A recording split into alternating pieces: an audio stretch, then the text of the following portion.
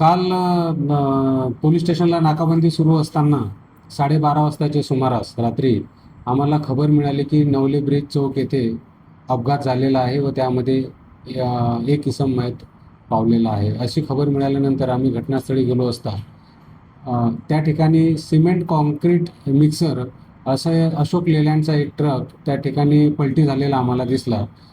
घटनास्थळावर खूप क्राऊड जमलेला होता. तसेच आमचे मार्शल आणि पोलीस आणि वरिष्ठ अधिकारीसुद्धा होते. विचारपूस केली असता असे माहीत पडले की त्या टँकरखाली त्या सिमेंट कॉन्क्रीट मिक्सरच्या खाली 2 इसम मयत पावलेले आहे आणि वाहन दबलेलं आहे असं माहिती मिळाली. आणि ते जे सदर वाहन आहे हे कात्रज ते मुंबई असं जात असताना नेमका चौकमध्ये आल्यावर टर्निंग करत असताना ते गाडी अनकंट्रोल झाली आणि ते कॉन्क्रीट मिक्सर जे आहे ते पलटलं आणि त्याच्यामुळे अपघात झाला अशी माहिती मिळाली.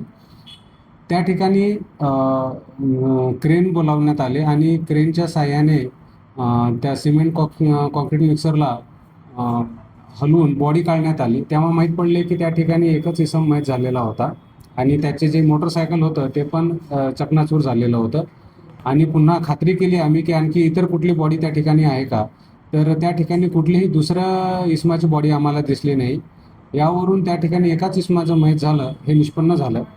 आणि जो वाहन चालक होता तो वाहन चालकाला आम्ही त्याला पण किरकोळ दुखापत झाल्याने त्याला पल्स हॉस्पिटल येथे प्राथमिक उपचार केले आणि बॉडी काढल्यानंतर बॉडीला PM साठी आणि त्या वाहन चालकाला सुद्धा ससून हॉस्पिटल येथे पुढील उपचार कामी आम्ही पाठवून दिले. नंतर वाहन चालकावर गुन्हा दाखल करून पुढील कायदेशीर प्रक्रिया सुरू आहे. अपघात होण्याचं कारण काय आहे आम्हाला?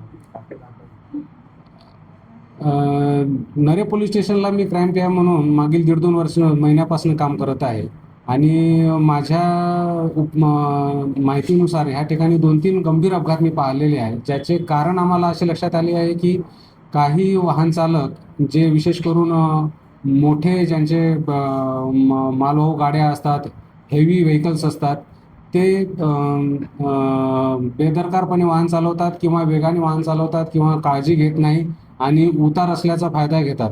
त्यामुळे काय होतं की त्यांचे वेळेवर ब्रेक लागत नाहीत आणि ब्रेक फेल होतात आणि त्यामुळे अपघात घडतो. उपाययोजना काय करणं आवश्यक आहे? उपाययोजना ही आहे की वाहन चालकांनी ट्रॅफिकचे रूल्स पाळावे, आपलं स्पीड कंट्रोल ठेवावा आणि न्यूट्रलमध्ये वाहन चालवू नये आणि उतारावर विशेष काळजी घ्यावी. नवले ब्रिज हा असा पॉईंट आहे किंवा असा चौक आहे की ज्या ठिकाणी मोठमोठे एस्टॅब्लिशमेंट आहे, खूप मोठा क्राऊड असतो आणि मुंबई बँगलोर हायवे आहे, खूप जास्त ट्रॅफिक असते. त्यामुळे इथे जर अपघात झाला तर खूप मोठी कॅज्युअल्टी होण्याची शक्यता असते. त्यामुळे वाहन चालकांनी आपले कंट्रोल स्पीडमध्ये वाहन चालवावे. हा एक उत्तम उपाय मला ह्या ठिकाणी नमूद करू इच्छितो. पुढील अपघात रोखण्यासाठी वाहतूक पोलिसांनी आपण काय प्रक्रिया तुम्हाला की आता गेले 2 महिन्यात तुम्ही बघितलं असेल 3 अपघात झाले, त्यामध्ये 2 ते 3 जण मृत्यू पडले. या अपघात कमी होण्यासाठी किंवा अपघात रोखण्यासाठी तुम्ही काय करणार?